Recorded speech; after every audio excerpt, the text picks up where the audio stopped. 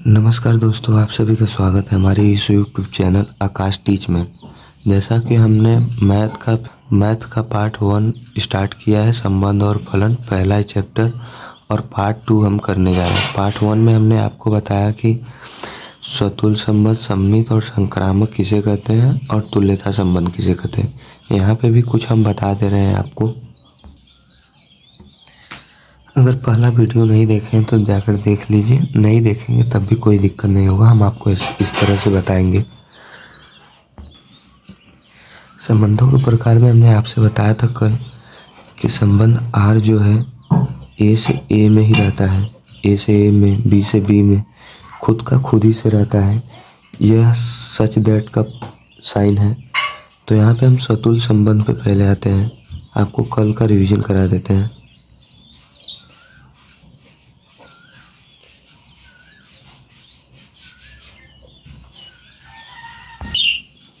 तो स्वतुल्य संबंध में आपको हमने बताया था कि खुद का खुद ही से रिलेशन होना चाहिए। जैसे कि हम आपको बताए थे ए बिलोंग्स टू आर होना चाहिए, तभी स्वतुल्य संबंध होगा। तो जैसे कि कोई संबंध आर दिया हो, उसका एक का एक से हो, जैसे संबंध दिया है आर जैसे दिया हो 1, 2, 2, तो इसको स्वतुल्य संबंध कहेंगे। मान लीजिए समुच्चय ए में 1, 2 अवयव है, तो इसको स्वतुल्य संबंध कहेंगे, नहीं तो नहीं। तो यहाँ पे हमने लिख दिया। अब आते हैं दूसरे नंबर सम्मित संबंध पे। दूसरा नंबर है आपका सम्मित संबंध।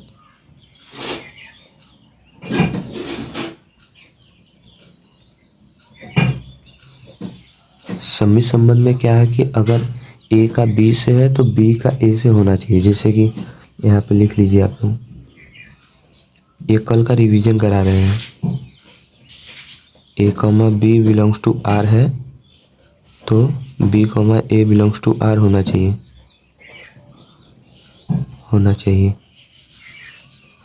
ठीक है। जैसे कि आपका संबंध दिया हो 1, 2 अगर किसी समुच्चय में है तो उसमें 2, 1 भी होना चाहिए उस रिलेशन में, नहीं तो सम्मित संबंध नहीं होगा था, इसलिए सम्मित संबंध होगा। अब आते हैं तीसरे नंबर पे। तीसरे नंबर पे आपका संक्रामक संबंध है।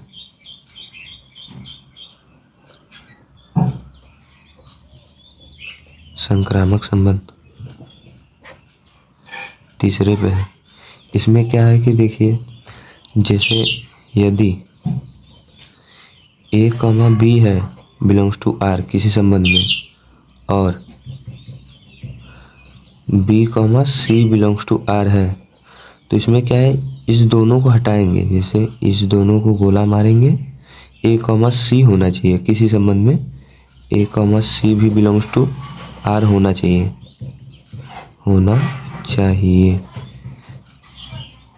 तभी ये संक्रामक होगा, नहीं तो नहीं होगा। जैसे कि यहाँ पे देखिए 1, 2 बिलोंग्स टू आर है और 2, 3 बिलोंग्स टू किसी संबंध में आर है, तो इस दोनों को हटाएंगे आप, और 1, 3, जैसे यहाँ पे 1 बचा है, यहाँ पे 3, 1, 3 को लिख लेंगे। अगर बिलोंग्स टू आर होगा किसी संबंध में, बिलोंग्स टू आर होगा संबंध में, तभी यह संक्रामक संबंध होगा, नहीं तो नहीं होगा। चौथे नंबर पे आ जाते हैं तुल्यता पे। इसमें कुछ खास नहीं है। तुल्यता संबंध, इसमें अगर कोई संबंध, जैसे मान लीजिए कि यदि कोई संबंध है वह स्वतुल्य है और दूसरा सम्मित भी है, और तीसरा संक्रामक है, तो वह स्वतुल्य संबंध होता है।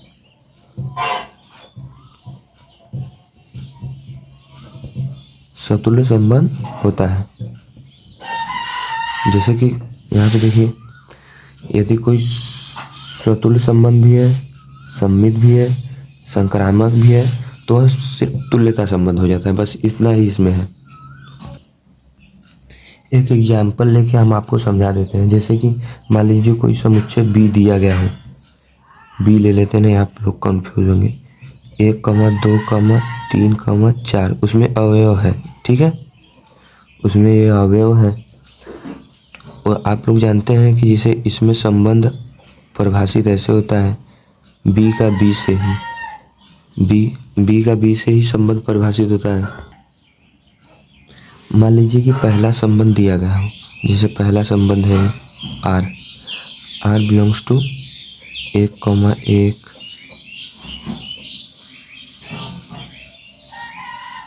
2,2 1,2 3,3 2,1। हम एग्जाम्पल बना रहे हैं आपके लिए।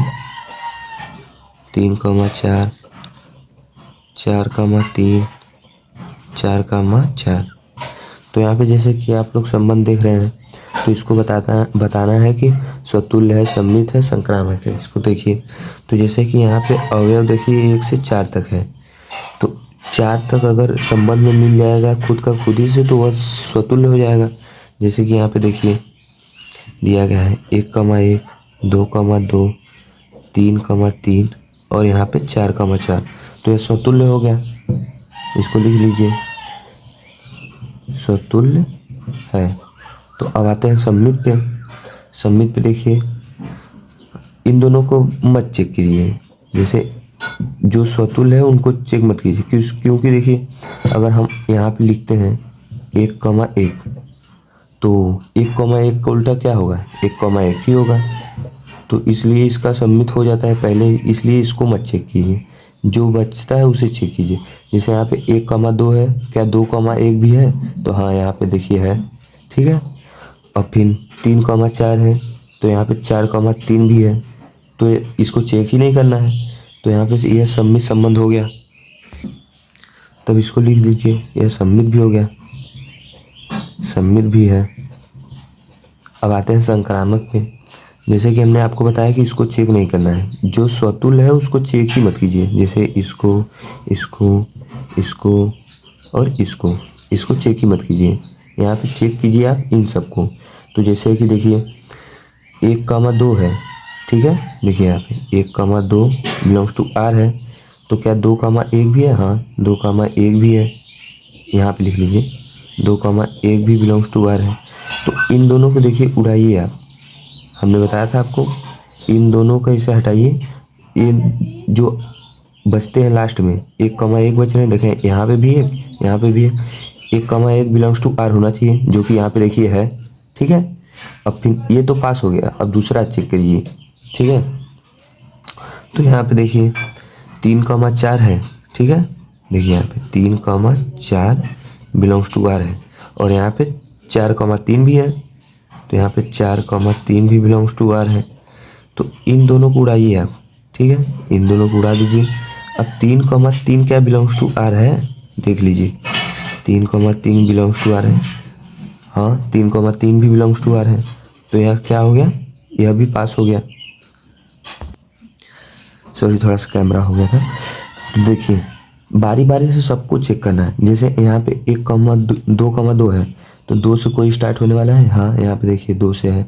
आपको धीरे धीरे प्रैक्टिस हो जाएगी, आपको लिखना नहीं पड़ेगा, आप ऐसे ही कर देंगे क्वेश्चन करने के बाद कुछ, आप बस बने रहिए। जैसे कि यहाँ पे 2,2 है, 2 से स्टार्ट होने वाले यह है, 2,2 बिलोंग्स टू आर है, 2,1 भी है, तो यहाँ पे 2,2 उड़ाएंगे, 2,1 होना चाहिए, तो 2,1 तो है, इसलिए इसको चेक नहीं करते आप लोग, इसको चेक ही मत कीजिए, तो पहले से ही मान लीजिए, ऐसे सही कर दीजिए, क्योंकि वो होता है। और इन सबको चेक ही कर लिए हम यहाँ पे देखिए, तो यह संक्रामक भी है, तो लिख दीजिए।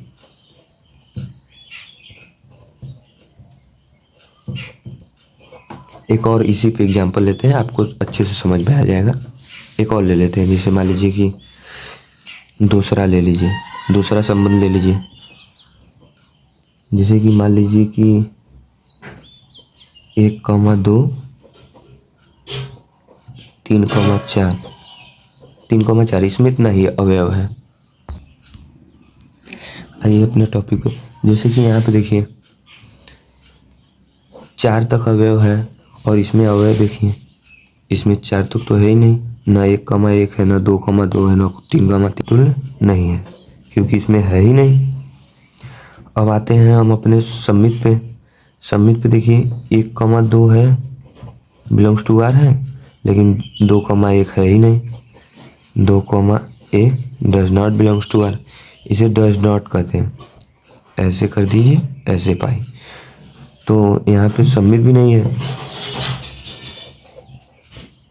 सममित भी नहीं है। अब आते हैं अपने संक्रामक में।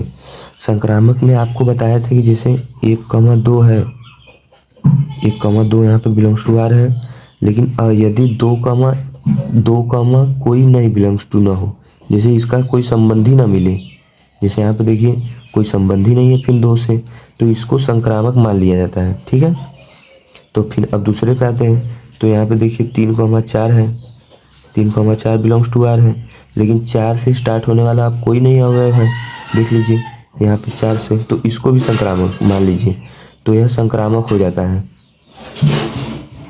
संक्रामक है। ठीक है, यह बस सही है, दोनों गलत है, इसको मान लेते हैं। यदि उसका कोई संबंध न हो पिछले का तो उसको संक्रामक मान लेते हैं। हम एक और एग्जाम्पल ले लेते हैं ताकि आपको अच्छे से और समझ में आ जाए। जैसे तीसरा नंबर एग्जाम्पल डाल लीजिए।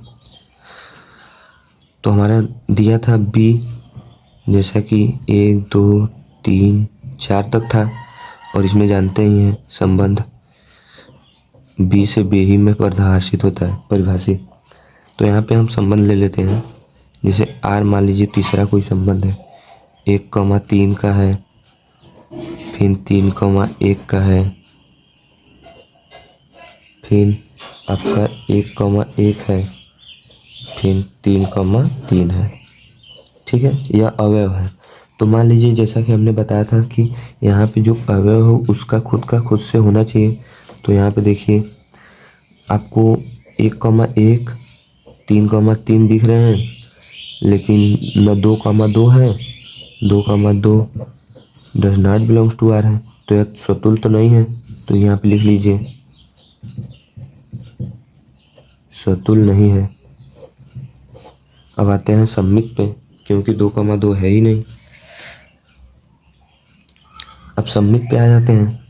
तो सममित पे देखिए आपको बताए थे 1,3 है, 3,1 भी है। इसका तो खुद का खुद ही से, जिसे हम बताए थे स्वतुल में, जो स्वतुल का खुद ही से हो तो इसको उल्टा करेंगे तब भी वही मिलेगा। ठीक है, और यहाँ पे 3,3 है, ठीक है, बिलोंग्स टू आर है, और इसका उल्टा करेंगे, ये वाला 3 इधर है चाहे ये वाला 3 इधर रहे, कोई दिक्कत नहीं है, तब भी वही होगा। तो यह सम्मित हो गया। जैसे 1,3 भी है, यहाँ पे 1,3 बिलोंग्स टू आर है, 3,1 भी बिलोंग्स टू आर है, और इसको घुमाने से कोई फर्क ही नहीं पड़ेगा, तो यह सम्मित हो गया। दूसरे नंबर पे यह सम्मित है, दूसरे नंबर पे लिख लीजिए सम्मित है। ठीक है, अब आते हैं संक्रामक पे। तीसरा नंबर संक्रामक पे आते हैं। संक्रामक पे अब बने रहिए, आपको सब समझ में आ जाएगा, कोई दिक्कत नहीं होगा। जैसे कि देखिए यहाँ पे हमने आपको बताया था कि 1,3 है, 3,1 है, तो यहाँ पे लिखिए 1,3 belongs to R, 3,1 belongs to R. तो इन दोनों को 20 से उड़ाएंगे। अब यहाँ पे 1 बचा, यहाँ पे 1 बचा, 1,1 बिलोंग्स टू आर होना चाहिए, तभी यह संक्रामक होगा। देख लीजिए पहले, तो यहाँ पे 1,1 है, तो यह तो पास हो गया। ठीक है, अब देखिए 1 से, यहाँ पे देखिए 3, 1 है, 1 से स्टार्ट होने वाला कोई, हाँ यहाँ पे है, इसको चेक नहीं किया जाता, लेकिन आपको लिए चेक कर देते हैं। जैसे कि देखिए दिया गया है 3,1 belongs to R, 1,1 belongs to R, तो इन दोनों को 20 से हटाएंगे, 3,1 होना चाहिए, जो कि यही है, देख लीजिए, है ना। तो यह भी पास हो गया। ठीक है, और यह तो पास रहता ही है, पहले ही हमने बताया है, यह पास है, और यह भी पास है क्योंकि स्वतुल्य वाला है, 1,1, 3,3 है, तो यह पास रहता है। तो यहाँ पे संक्रामक संबंध तो हो गया, संक्रामक है, क्योंकि इन सबको पास रहते हैं ये सब। क्वेश्चन करेंगे आपको और क्लियर हो जाएगा, टेंशन मत लीजिए। होपफुली इन तीनों एग्जाम्पल से आपको समझ में आया होगा काफ़ी हद तक। अभी क्वेश्चन करेंगे तो आपको और समझ में आ जाएगा, क्लियरिटी आ जाएगी, कोई दिक्कत नहीं है। तो दोस्तों ये आपके एनसीईआरटी का क्वेश्चन है जो कि उदाहरण के तौर पे दिया गया है। 2 एक्सरसाइज दिया गया है आपके 1.1 में एक्सरसाइज में, जो कि एक समुच्चय निर्माण रूप से है और एक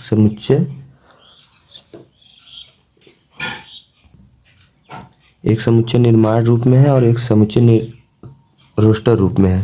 तो जैसे कि समुच्चय निर्माण रूप देखिए ये होता है, जैसे कोई दिया गया हो समुच्चय निर्माण रूप इसे कहते हैं। आपको क्वेश्चन अच्छे से दिखाई नहीं दे रहा होगा तो लिख दे रहे हैं फिर से हम। आर दिया गया है T1 T2 such that T1 T2 के सर्वांगसम है।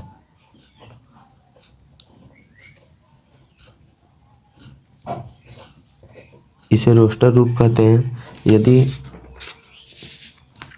समुच्चय निर्माण रूप इसे कहते हैं यदि कोई संबंध ऑर्डर्ड पेयर में दिया गया जैसे 1,1 1,2, तो इसे समुच्चय निर्माण रोस्टर रूप कहते हैं।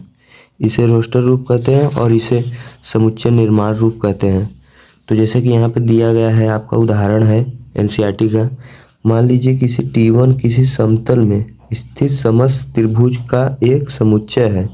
समुच्चय आपको बताया था, जिसे इसे समुच्चय कहते हैं। समुच्चय है T1 में T1 T2 के सर्वांगसम है। आप देखिए T1 T2 के सर्वांगसम है। जैसे किसी समतल में त्रिभुज है, तो हम पहले ही बताए थे, ये मान लीजिए समुच्चय है XY। इसमें T1 T2 T3 ऐसे करके अवयव है T3। तो इसमें मिलान है जो कि सर्वांगसम है। सर्वांगसम का मतलब बिल्कुल फोटो कापी। जैसे ये एक त्रिभुज है तो इसके जैसा ही एक त्रिभुज ये है, मान लीजिए एकदम दोनों सेम हो, उसे सर्वांगसम कहते हैं। एक संबंध है, सिद्ध कीजिए कि R एक तुल्यता संबंध है। यहाँ पे सिद्ध करना है कि तुल्यता संबंध है। तो जैसे कि हम जैसे लिख रहे हैं आप बिल्कुल वैसे ही क्वेश्चन को करिएगा। ये इतना बस आपको समझाने के लिए था। अब एक स्वतुल्य, पहला नंबर स्वतुल्य संबंध चेक करिए। पहला स्वतुल्य संबंध चेक करिए।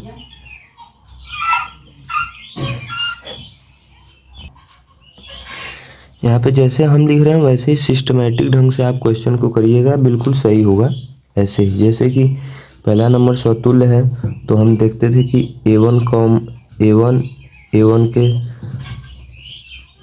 बिलोंग्स टू R होना चाहिए। तो यहाँ पे T दिया है, समुच्चय का नाम T है, तो यहाँ पे T1, T1 रख के देखेंगे। T1, T1 belongs to R, खुद का खुद से होना चाहिए ना। तो यहाँ पे देखिए रख के देखेंगे, मीनिंग अगर यह सही निकलेगा तो यह स्वतुल्य होगा। जैसे कि यहाँ पे मतलब है T1 के सर्वांगसम है, तो यह सही है। जैसे कि कोई समुच्चय खुद के फोटोकॉपी हो ही सकता है। जैसे कि यह समुच्चय है, यह एक त्रिभुज है, ठीक है। मान लीजिए कि यह एक त्रिभुज है और यह दूसरा त्रिभुज है। ये खुद के ही सर्वांगसम तो हो ही सकता है, जैसे खुद का फोटोकॉपी। तो इसलिए T1, T1 belongs to R हो गया, तो अतः यह स्वतुल्य हो गया। यह सिद्ध हो गया कि यह स्वतुल्य है, स्वतुल्य है। ऐसे ही आपको करना है। दो एग्जाम्पल करेंगे, आपको सब समझ में आ जाएगा। अब आते हैं दूसरे नंबर सममित पे। सममित संबंध डाल लीजिए, बिल्कुल ऐसे ही लिखिए आप, कोई दिक्कत नहीं है।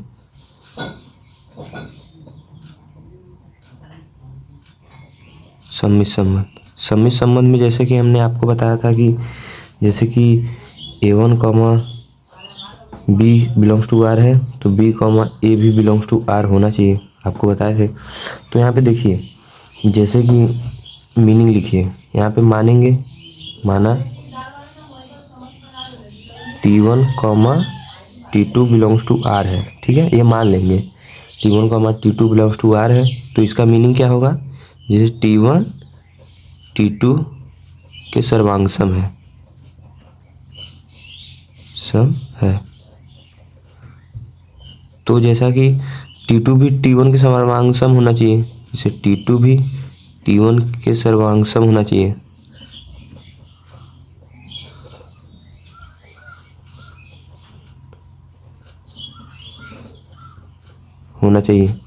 तो जैसे कि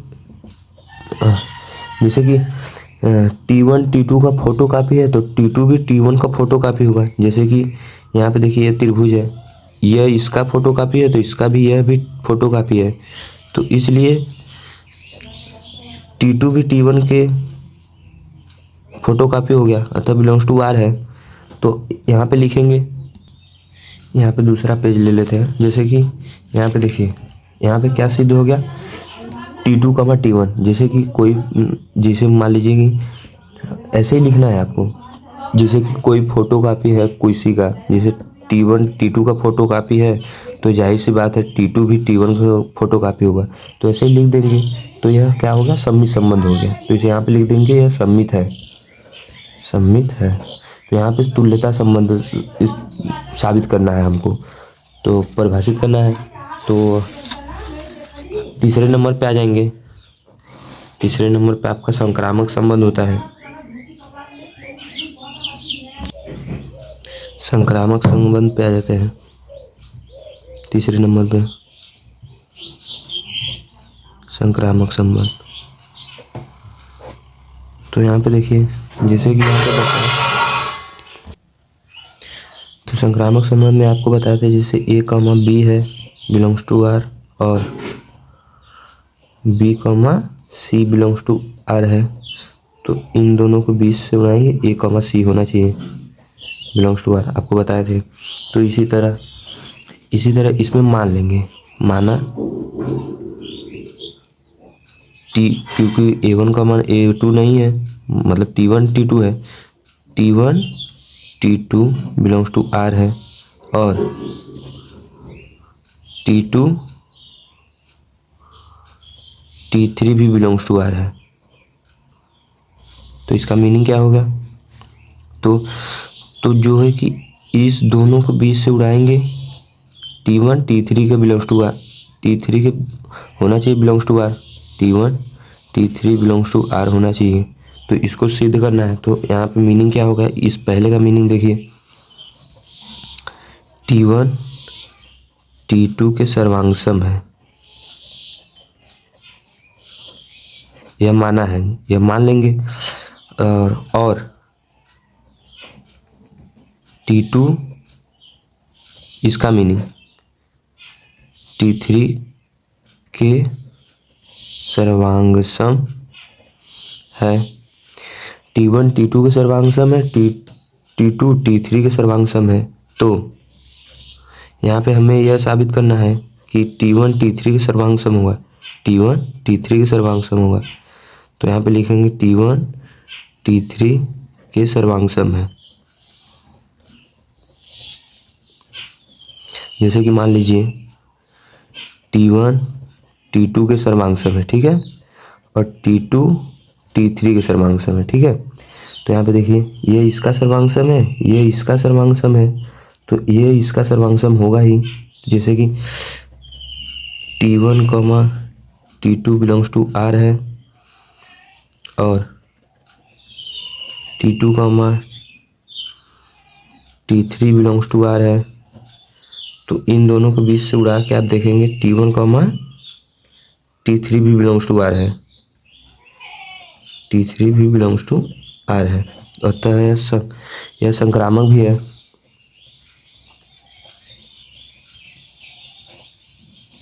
दो एग्जाम्पल करेंगे, आपको सब समझ में आ जाएगा। जैसे कि कोई किसी का फोटो कापी हो, वह किसी और का फोटो कापी है, तो पहले वाला का फोटो कापी तीसरे वाला हो ही जाएगा। तो ऐसे ही, तो चूंकि चौथे पे आ जाते हैं, तुल्यता संबंध। चूंकि यह तीनों है, जैसे कि स्वतुल, सम्मित, संक्रामक तीनों है, तो यह ऑलरेडी तुल्यता हो गया, आपको बताए थे। जैसे कि यह स्वतुल्य है, सम्मित है और संक्रामक भी है।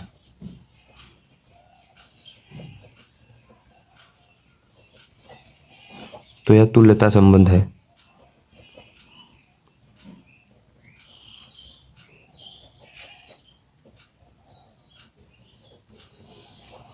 इस एग्जाम्पल से आपको थोड़ा बहुत डाउट रह गया होगा, तो दूसरा एग्जाम्पल करेंगे। आपका बुक का यह क्वेश्चन है तो उससे बिल्कुल समझ में आ जाएगा, आपको कोई दिक्कत नहीं है। जैसे कि यह क्वेश्चन पहला था, पहला उदाहरण था आपके बुक का। अब हम दूसरा करेंगे तो और क्लियरिटी आपको आएगी। तो ऐसे ही बिल्कुल सिस्टम से करना है आपको, कोई दिक्कत नहीं होगा। अब हम आते हैं आपके दूसरे एग्जाम्पल पे। यह भी आपके बुक का ही एग्जाम्पल है। जैसा कि आपको दिखाई दे रहा होगा, उदाहरण है। तो जैसे कि मान लीजिए कि किसी समतल में तो मान लीजिए ढेरों समतल में ढेरों लंब रेखाएं होंगी। समस्त रेखाओं का एक समुच्चय है। किसी समतल में समस्त रेखाओं का एक समुच्चय है तथा आर L1 कमा L2 पर लंब है। मतलब कि L1 कमा L2 पर लंब है, समुच्चय दिया गया है। जैसे कि ये लंबों का समुच्चय है L1 L2 L3। तो L1 कमा L2 L3 L1 L4 ऐसे है। तो यह इस पे लंब है। इसका कहने का मतलब यह है समुच्चय L में परिभाषित एक लंब है। सिद्ध कीजिए कि R सममित है, किंतु यह न तो स्वतुल्य है और न ही सममित है। आपको सिद्ध करना है कि यह सममित है लेकिन स्वतुल्य और संक्रामक नहीं है। तो आइए, पहले नंबर पे हम पहले ही आपको बताए थे, जैसे हम बस लिख रहे हैं आपको वैसे ही लिखना है। स्वतुल्य संबंध, स्वतुल्य संबंध बहुत ही सिस्टमैटिक, आपको इस एग्जाम्पल से पूरा क्लियरिटी हो जाएगा। तो जैसा कि यहाँ पे क्वेश्चन दिया गया है, तो यहाँ पे क्वेश्चन एक बार हम लिख देते हैं। जैसे कि L1 कमा L2 such that L1 L2 पर लंब है। यह लंब का साइन होता है, लंब है, यह दिया गया है। तो आपको क्या करना है, तो यहाँ पे मीनिंग समझिए इस बात को। जैसे L1, जैसे यहाँ पे A1 A2 होता है तो A1 रख के देखते हैं। तो यहाँ पे L1 है, तो यहाँ पे देखिए L1 कमा L1 बिलोंग्स टू R है। तो इसका मीनिंग क्या होगा, इसका मीनिंग आप लिखेंगे तो L1 पर लंब है। कोई रेखा, जैसे मान लीजिए कोई रेखा है, खुद के लंबवत कैसे हो सकती है, खुद के समांतर कहेंगे तो मान सकते हैं एक बार के लिए, लेकिन यह रेखा खुद के लंबवत कैसे हो सकती, नहीं हो सकती। तो यह गलत है। तो L1 L2 does not belongs to R होगा। तो इसलिए यह स्वतुल्य नहीं है, सिंपल सी बात है। तो यह यहाँ पे लिख देंगे स्वतुल्य नहीं है। ठीक है, अब आते हैं सममित पे। बस आपको रख के देखना है, इसे जैसे हम कर रहे हो ऐसे ही करिए आप। सममित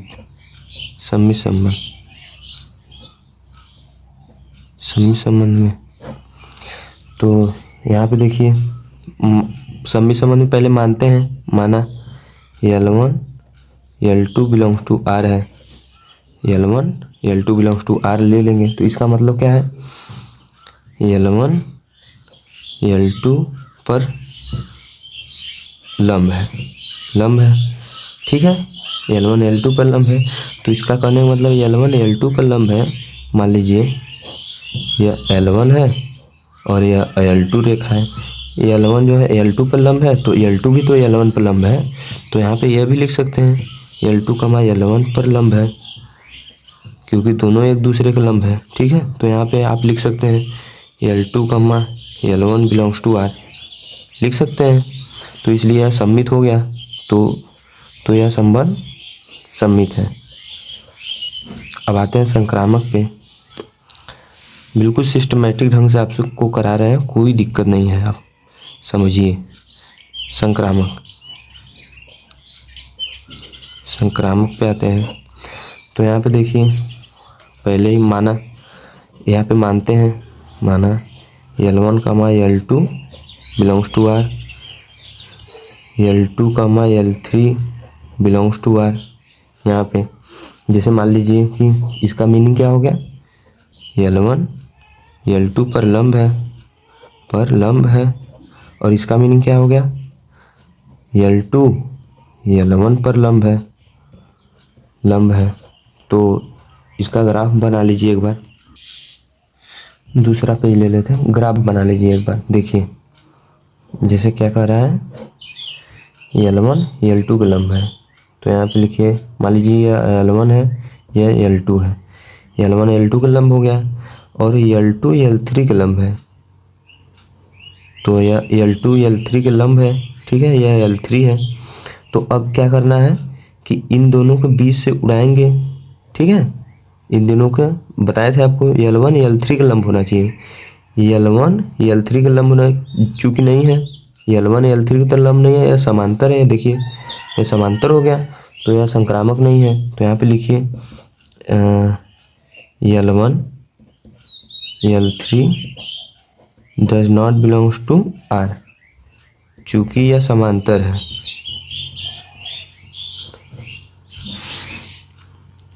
क्योंकि L1 L3 does not belong to, यह समांतर है।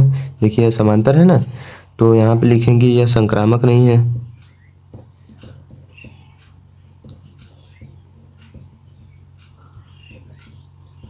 संक्रामक नहीं है, यहाँ पे देखिए साबित हो गया। तो ऐसे ही करना है, होपफुली आपको समझ में आया होगा। जैसे कि यहाँ पे देखिए, इसको देखिए, ऐसे ही आपको करना है। L1 हो तो L1 रख दीजिए, X1 हो तो X1 बिल्कुल ऐसे ही आपको करना है। होपफुली आपको ये दो एग्जाम्पल में हमने आपको बढ़िया समझाया होगा। वीडियो अच्छी लगी हो तो सब्सक्राइब कर लीजिएगा, और नेक्स्ट पार्ट के लिए हम कल नेक्स्ट पार्ट डालेंगे। Thank you. यही दो एग्जाम्पल है, दो तरह के आपको क्वेश्चन है, एक समुच्चय निर्माण रूप और एक समुच्चय रोस्टर रूप। तो ऐसे ही क्वेश्चन है, आपको एक्सरसाइज अगले वीडियो में करा देंगे, तो सब्सक्राइब कर लीजिएगा प्लीज़।